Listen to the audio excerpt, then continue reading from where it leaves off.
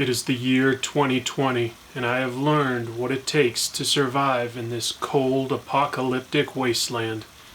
I'm not proud of the man that I've become. I don't even know if I still am a man.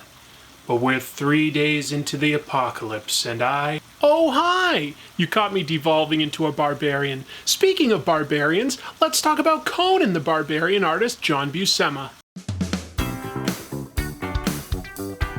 Comic tropes. Comic tropes.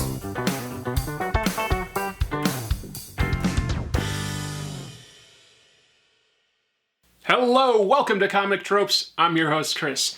Today, I want to talk to you about an illustrator who ate, slept, and breathed comics. This was an illustrator that everybody in the industry respected, and in many ways, he defined what the Marvel style of comic books was after Jack Kirby left. I'm talking about John Buscema, and what few detractors exist would argue that John Buscema was nothing more than a Jack Kirby clone. I think that shortchanges his contributions to the field. So today, I want to look at the history and techniques of John Buscema to try to understand what makes his artwork unique. Before we continue, please consider hitting like and subscribe and stay tuned to the end of this episode because I have some big news about not just this channel, but a bunch of comic book YouTube channels. But without any further ado, let's talk about John Buscema. John Buscema was born in Brooklyn, New York in December of 1927 to Sicilian immigrant parents. He became fascinated with comic strips and comic books early on, copying Popeye strips and reading Superman when he was about 12. He gravitated towards artists like Milton Caniff, Alex Raymond, and Hal Foster, all among the best of that era. But as he became a teenager, he also became interested in commercial illustrators like Norman Rockwell and N.C. Wyeth. Buscema graduated from Manhattan's High School of Music and Art, and in his senior year also took classes at the Pratt Institute in illustration, as well as attending life drawing classes at the Brooklyn Museum. I think this background is important in understanding who John Buscema was, and that is somebody that was always drawing. He's one of those guys that always had a sketchbook with him. He was always doodling. In his early years, he was actually training to be a boxer, and he would draw portraits of the other boxers at his gym. He also sold a few illustrations to the Hobo News, which was a newspaper at the time that homeless people could sell for spare change. I think what it shows is he got his start in art early because that's where his passions lay. Buscema sought a commercial illustration job, but instead found his way into comics by answering a want ad in the newspaper at age 20. He ended up being hired by Stan Lee at Timely Comics, which would evolve into Atlas and then Marvel Comics. Buscema was part of the in-house staff in the so-called bullpen and earned $75 weekly. His first published comics work was in Lawbreakers Always Lose #3 from August of 1948. Taking a close look at these pages, there aren't many hints of the later dynamic work Buscema would produce. The pages are certainly clear to read, but the panels all tend to be medium-distance shots, and Buscema himself would later admit in interviews that he had very little interest in drawing vehicles or buildings. Only one panel in the 4-issue story has much drama to it. Buscema illustrated what he was assigned, from romance to western to crime, as were the more popular genres in post-war America. His first cover was for Man Comics #1 at the tail end of 1949.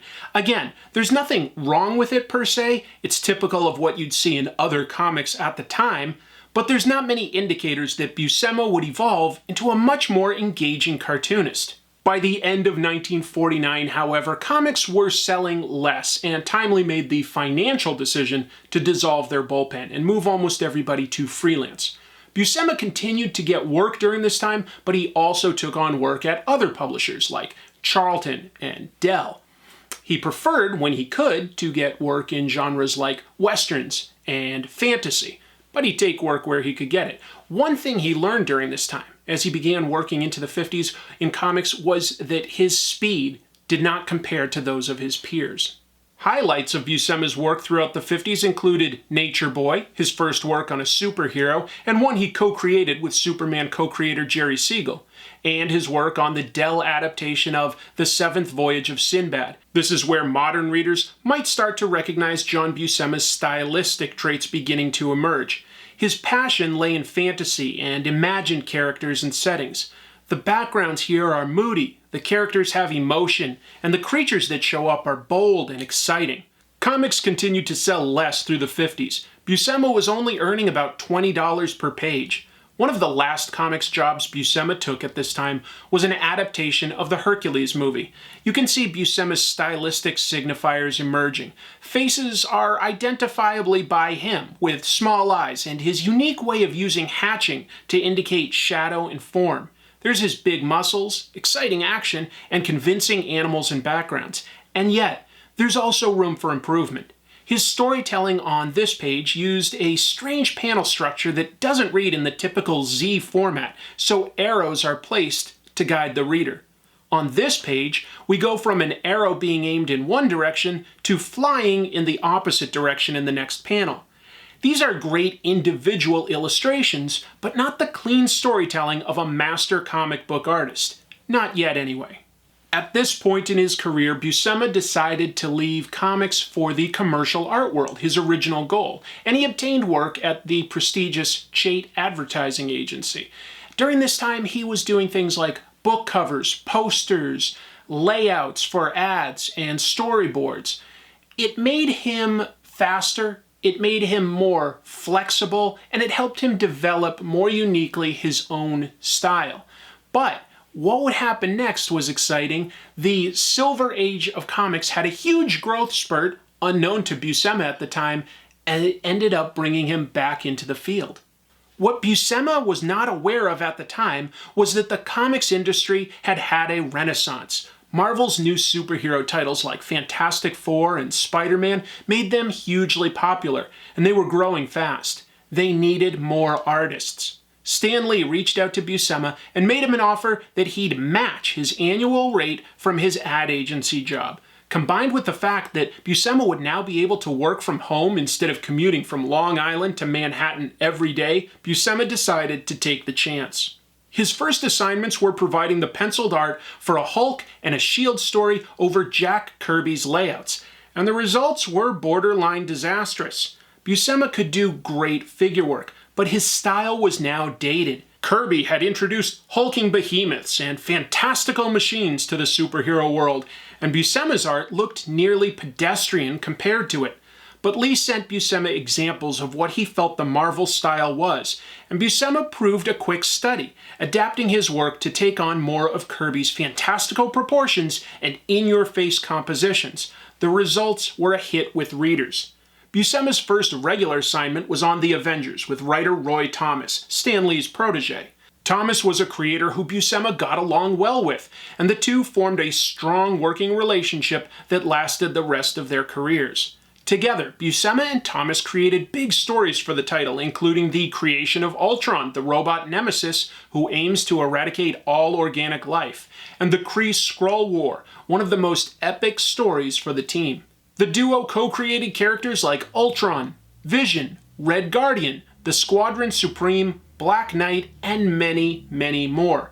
It was an acclaimed run that sold well and boosted Buscema's recognition. This increased profile led to Stan Lee deciding that he wanted to work directly with John Buscema on a title that was very personal to Stan. He wanted to work on a new Silver Surfer comic. Now, that was a character that Stan Lee had co-created with Jack Kirby within the pages of Fantastic Four, and Stan decided that John Buscema was going to be the perfect guy to work on this project with. A lot of people will tell you that this resulted in the all-time best artwork of John Buscema's career. But one person didn't agree. John Buscema enjoyed working on Silver Surfer. It was less characters than the Avengers and allowed him to invent more fantastic creatures instead of focusing on the buildings and cars often seen in Avengers' New York setting. On Silver Surfer, Buscema co-created the demon Mephisto, and the single issue he himself is most proud of was issue number 4. That featured Thor's evil brother Loki searching for a powerful being he can manipulate into defeating Thor. Loki discovers the Silver Surfer and tests him in combat. Deciding he is powerful enough, Loki tricks Silver Surfer by offering him freedom from his imprisonment on Earth if he agrees to confront Thor, who Loki lies about and says is evil. Once Surfer is transported to Asgard, Loki provokes a battle by manipulating a gladiator to attack the Surfer, seemingly on Thor's orders. After a giant battle between the two, Loki's deception is uncovered and Loki transports Silver Surfer back to Earth. The issue is gorgeous, and it helps that it was inked by Buscema's talented younger brother Sal, who was always a loyal and talented collaborator that brought out the best in John's art. Loki's slouched and brooding form emanates menace. Silver Surfer is sleeker than Kirby's bulky original, and this delicate page showing Surfer soliloquizing with jungle animals sums up the introspective hero as well as any illustration ever has. The battles are fierce, Thor is suitably massive, and the environments the two heroes battle in are epic and oppressive. John Buscema himself has said it's his best work, but Stan Lee hated it. Buscema told the story to the Jack Kirby collector in issue 18, saying, quote, "I thought, this is one job I'm going to get away from the Kirby layouts. I'm going to try something different," which I did. I think it had a different look about it from the previous stuff I'd been doing. People were congratulating me on this particular issue. Stan tore the book to pieces. He started with the first page. Well, okay, not bad. And on and on. Every second page he ripped to shreds. This is not good. This should be done this way. I walked out of that damn office of his. I didn't know which way was up or down. I was completely demoralized. What did Stan Lee have against this issue? Probably it was simply that it wasn't artwork by Jack Kirby, and that's what Stan was used to. Certainly you could see the differences. The way that Buscema illustrated Valhalla was much more medieval as compared to the high-tech futuristic Valhalla that Jack Kirby had designed. And while the figure work and action is definitely exciting, it's not as broad as what Jack Kirby did. So it's probably just that Stan wasn't used to something that different. Regardless, years and years later, Stan reached out to Buscema and said, you know, that book was the best thing that we ever did together. And Buscema's like, what are you talking about? You tore me to pieces. And Stan's like, I don't remember that. Anyway, no matter what, it represented a big change in Buscema's art style. It really made a fundamental evolution where he aimed to be more like Jack Kirby. Silver Surfer didn't sell as well as other titles and wrapped up after a year. Buscema continued to work on Avengers as well as other characters like Namor the Submariner. When Jack Kirby left Marvel in 1970, John Buscema was placed on both Fantastic Four and Thor as his replacement. Ultimately, Buscema would draw an issue of every major Marvel character. He worked very fast by now, producing an average of 2 issues a month. Buscema would have preferred to ink his own work whenever possible, but demands on his time were such that he went through almost every inker Marvel had. Buscema did not care for most of them, and has spoken about his disdain for inkers like Vince Colletta, who was not many artists' favorite, but also otherwise talented draftsmen like Todd Klein or Joe Sinnott.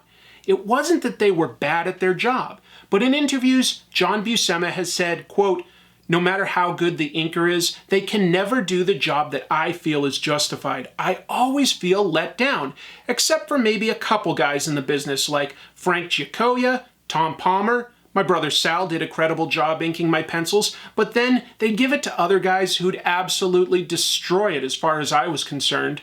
Most readers would not agree with John Buscema's assessment of the inkers who worked on his pages, and certainly the writers and editors at Marvel did not agree. But it's also worth noting that Buscema admitted in interviews that while he had strong opinions about how the artwork looked, he didn't even remember most of the superhero work he did. What interested him was fantasy, and in early 1970, Roy Thomas sent him a book that would change his life, Conan the Barbarian, by the late author Robert E. Howard, who had taken his life back in the 30s.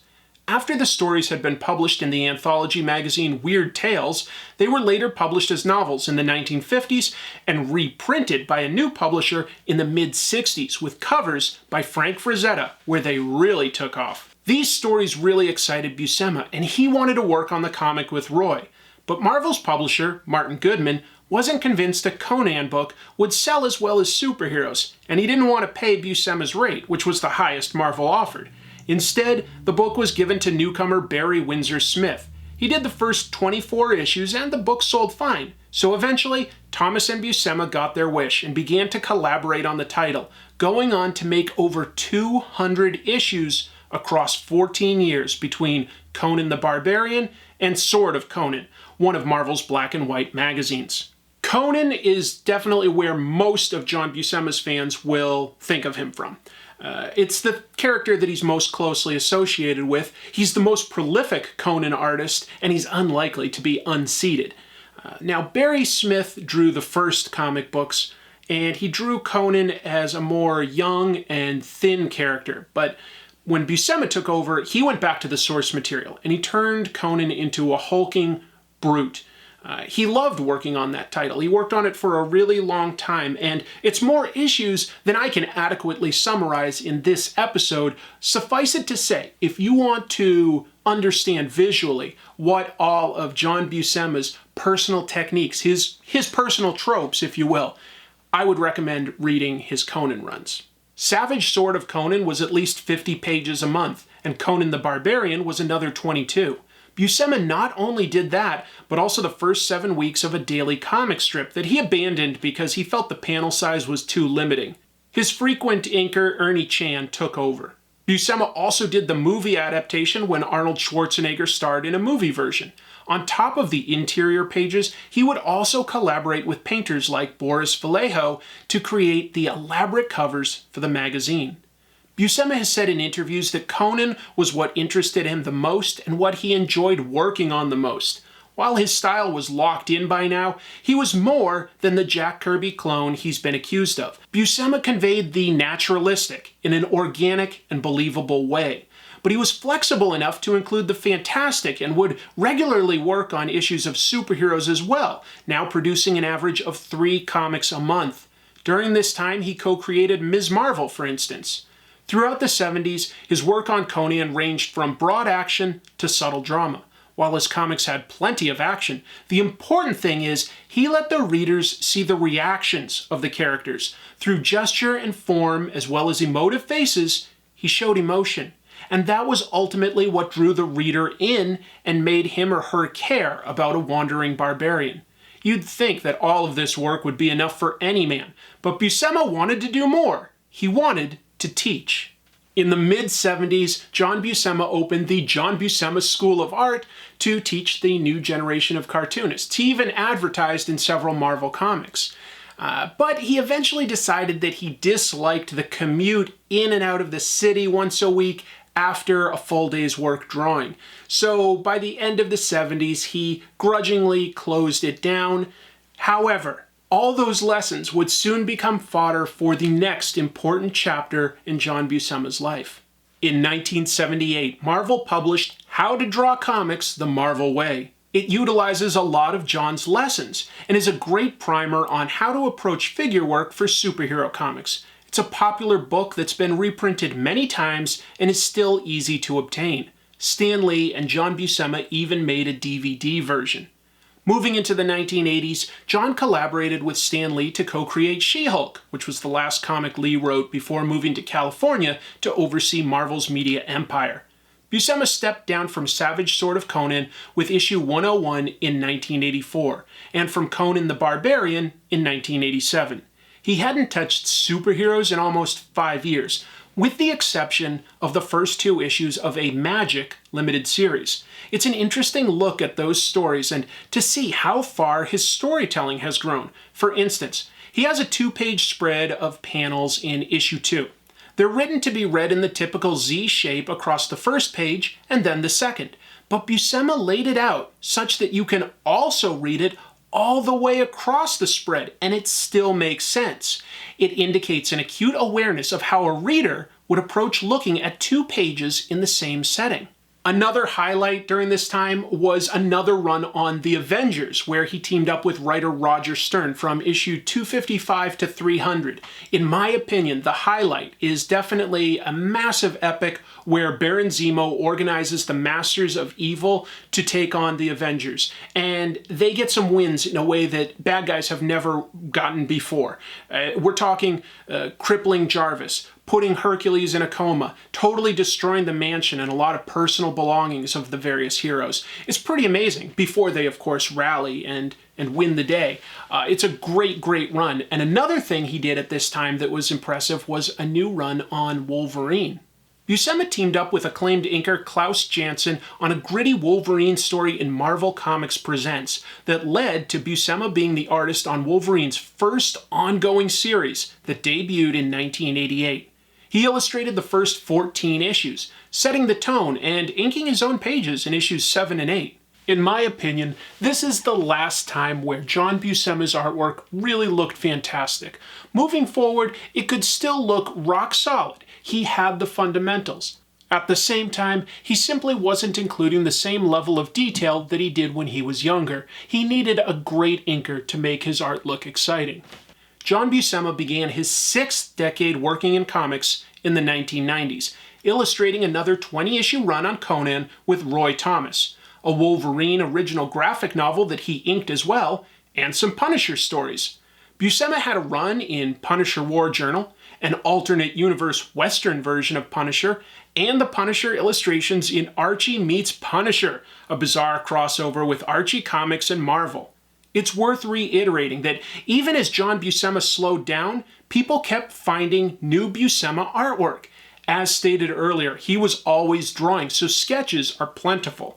On top of that, if you flip over the original artboards that he illustrated comics on, there were often dozens of sketches and studies to be found there. His final work came in the beginning of the new millennium. Buscema worked with DC Comics for the first time in 2000, contributing a Batman story to Batman Black and White. He also collaborated again with Stan Lee, under the premise that Stan had invented Superman. His last published work was finishing a Superman story, Superman Blood of My Ancestors, that had been started by Gil Kane before he passed away. Sadly, John Buscema succumbed to cancer in 2002, passing away at age 74. He was working right up until the end. And even though he's gone, I think that there's something that we can still learn from a lot of his work. There's solid figure work. There's clean storytelling. There's great emotion conveyed in his pages. There's so much that we can still learn from him. And I think that some of the highlights, if I had to list any, would be Silver Surfer #4. A lot of his Conan work. Honestly, you can jump into any of it and you're going to get who John Buscema is. And I think you can learn a lot from how to draw comics the Marvel way. But I don't think you're going to find a bad John Buscema story, at least not at Marvel. It's really, really impressive what he did, what he created. Some will say that he was too similar to Jack Kirby, but I think that John Buscema was very versatile and he could give the publisher what they wanted. So if he was told to draw in a more Jack Kirby style, he modified his style to fit that. But he's still John Buscema, and I think any fan can definitely separate the two. Anyway, there will never be another like him. Let's take a quick look at some fan art, and then I have a huge announcement for the channel following that. Oni-san sent in this great cartoon of a corrupted Infotron hunting me. He includes his website. Eraz Askin illustrated a portrait of me and also includes his Instagram to see more. Super Swim Team 7 created a nice cartoon focused on how I've frequently collaborated with Godzilla Mendoza. There's a link to Swim's YouTube channel. Eric Sweetman drew me hard at work on a comic trope script while Dynamite Thor watches on. Eric has more on Instagram. Emiliano Alvarez sent in a piece in the style of the Brubaker and Phillips book Criminal. He also includes his Instagram. Data Doggy Ein illustrated myself and Infotron as the villains from the European comic Kaput and Zoski. Frank Adigo created artwork of me as Dynamite Thor, farting my way through the sky. Sydney Wade drew me as the Dark Phoenix. That probably won't go well for me. Sydney includes a website link. Philip Boillard sent in a colorful comic book cover based on the show. Riley Weedman illustrated me as Doc Ock giving poor Spidey a beating. Scott King created artwork of me as Comic Tropes Man, hanging out with my robot pal. Finally, Sam Nichols drew Dynamite Thor, helping me with my rent. Hilarious. Folks, if you'd like to have some artwork featured on this show, I'm happy to share that as long as it has something to do with this show. Just send it in to this address, comictropes@gmail.com. After that, I will pick a winner and they'll get a Gachapon prize that comes out of the Gachapon machine that was donated by Lunar Shine Store. All right, 12 entrants. Let's spin these balls. People say that I don't shake them up enough. Hopefully that's enough. I never look inside, so, who knows which number I'll pick. Let's see what winner we have. It is number 12. Number 12. All right, let's see what you won. And it's time for some big announcements. All right, hold on. Let's just see what this is first. Let's do one thing at a time. This Gachapon is... oh, it's a super tiny Sega mini drive. No, Mega Drive, because it's mini. I got confused. This is just like, it doesn't work. It's just like a super exact duplicate. Really, really tiny. But anyway, it's fun. It's a series of electronics that's shrunk down chibi style. So, coming up, keep your calendar open on Saturday, April 18th for the At Home Comic-Con. That's right, myself and a bunch of other amazing YouTube channels that focus on comic books are going to hold panels all day long. We're going to stream some panels to provide entertainment. You're all stuck at home. These are going to stream live, but then they'll be there in posterity. A lot of them will also be broadcast on our individual channels, but there's going to be a lot of collaboration. There's going to be some pretty big names involved. Aside from myself, we've got Godzilla Mendoza, we've got Comic Storian, Comic Drake, Comic Pop, Nerd Sync, Owen Likes Comics, Matt Draper. Some really, really amazing channels are going to host panels. And it's just our sort of way of providing entertainment while you're stuck at home. It's also dedicated to raising money for the charity Hope from Home. So our goal is to raise some money for that. I don't think it should be too hard, considering how many subscribers are out there. If you just are able to donate $1 one time on that day, I really think that we could easily raise more than $10,000. And there's a lot of people that could benefit from that right now. So your single dollar could make a tremendous difference. But you know what? No matter what, it's free. There's no obligation. We're just going to be providing some amazing entertainment. You're going to see a lot of us collaborate, which I think is a pretty unique opportunity for us and hopefully for you. I hope you really enjoy it. I've got some exciting stuff coming, but next weekend, that's what I'm going to be doing, the At Home Comic-Con. I'll have links in the description below for where you can find the YouTube and Twitter channels so that you can know more. All right, thanks everybody for watching. I'll see you real soon, and until then, keep reading comics.